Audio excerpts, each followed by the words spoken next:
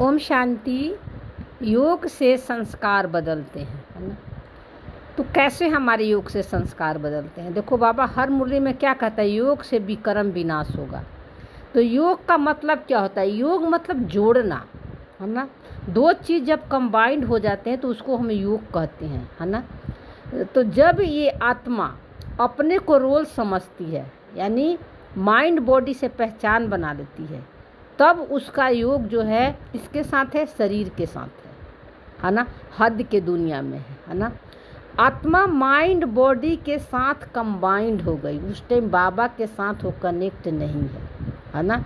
Body में भी मैं लगा रही है, बॉडी के हर एक फीलिंग इमोशन को, मन के हर संकल्पों को मैं और मेरा लगा रही है ना। और ज्ञान के पॉइंट से भी उसको चेंज करने की कोशिश कर रही है ना। बार बार संकल्पों की लड़ाई भी हो रही है ना, उससे निकल ही नहीं पा रही है। तो उसका योग क्या है?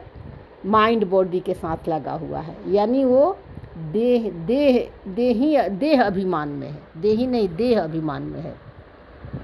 अगर और वही आप अगर अपने को आत्मा समझकर कि मैं रोल नहीं हूँ, मैं सोल हूँ, ये याद दिलाते हो तो आप बाबा के साथ कंबाइंड हो, यानी आपकी योग लगा ही हुआ है बाबा के साथ। कोई भी कर्म करो, 1 सेकेंड में पहुँच लो, है ना। क्या पहुँच लेना है? पहले अपने को याद दिलाओ, मैं कौन? मैं आत्मा अकर्ता, है ना। फिर कार्य शुरू करो, कोई संकल्प चले, फिर आप याद दिलाओ मैं कौन, और सोचता, है ना। जो संकल्प फीलिंग आ रही है मन में, वो मैं नहीं सोच रही, वो मैं नहीं हूँ, है ना। फिर अभोगता, अगर कोई इंद्रियां का रस अपने तरफ खींच रही है ना, और जिससे आपको सुख या दुख मिल रहा है, उस टाइम आप याद दिलाओ कि मैं अभोगता हूँ, है ना। ये मैं नहीं हूँ, ये मेरा नहीं है। ये सब ड्रामा का स्क्रिप्ट है, रोल है। ये सब माइंड जो है इस इंद्रियों में फंसा हुआ है ना। तब आपको पता भी नहीं चलेगा कब आपका संस्कार जो है ये धीरे धीरे पुरानी संस्कार, पुरानी स्मृतियाँ कम होते होते संकल्पों के रूप में मर्ज होने लगेंगे, है ना।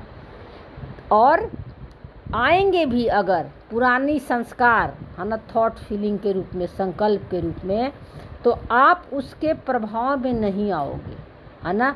आप उसके इफ़ेक्ट में नहीं आओगे, आप पर न दुख और सुख का इफ़ेक्ट नहीं आएगा। क्यों? क्योंकि आप दोनों से साक्षी हो गए हो, है ना। तो योग का सही योग क्या है? योग का मतलब योग का मतलब ये नहीं है कि हम कहीं एक जगह बैठ कर ही मेडिटेशन कर रहे हैं तो हम बाबा को याद कर रहे हैं। सारा दिन सुबह से शाम तक पूरा संगम युग आपके लिए अमृत बेला है। कैसे अमृत बेला है? जब आप अपने सोल कॉन्शियस के स्थिति में हो, स्मृति में हो, और बार बार अपने को अटेंशन मन पे दे रहे हो कि मैं रोल नहीं हूँ, मैं आत्मा हूँ, परमात्मा समान हूँ, साइलेंस हूँ, है ना। तो आपका योग 24 घंटा लगा हुआ है। लेकिन अगर ड्रामा का ऐसा स्क्रिप्ट है, क्योंकि ड्रामा मन को सब कुछ करवाता है। ड्रामा का रोल जो है कहाँ रिकॉर्डेड है? माइंड के अंदर है ना। तो ड्रामा मन को मजबूर करता है विकर्म करने के लिए, है ना। मन को करना ही पड़ता है। अब आपको बाबा ने समझ दिया, तो आपको बस क्या याद दिलाना है कि जो कुछ भी हो गया रोल में, वो मैं नहीं हूँ, वो मेरा नहीं है, वो स्क्रिप्टेड ड्रामा है। आप डिटैच हो जाओ तो आप योग में ही हो, और आपका कोई कर्म बंधन नहीं होगा। कर्म बंधन कब बनता है?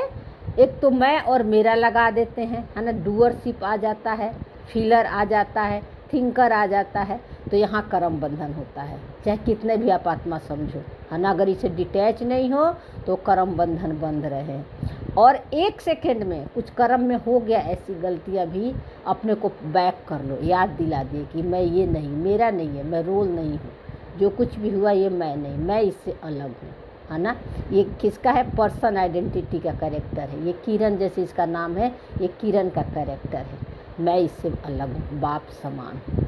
तो आपका कोई कर्म बंधन नहीं होगा। आत्मा का कोई कर्म बंधन नहीं होता है। जब आप सोल कॉन्शियस के सीट पर सेट हो तो आत्मा जो है संसार के सारे नियम कानून मान्यताएं पुरानी बिलीफ सिस्टम ग्रह नक्षत्र सूर्य चांद किसी का प्रभाव उस पर नहीं होता है। सबसे परे आत्मा है ना। तो आपका योग बाबा के साथ लगा हुआ है और इसी स्टेज में रहोगे, स्मृति में रहोगे तो आपका संस्कार बदलता है धीरे धीरे, है ना। इसी को बाबा नंबर बार करता है, कौन कितना टेंशन दे रहा है अपने ऊपर, अपने मन के ऊपर। ठीक है। ओम शांति।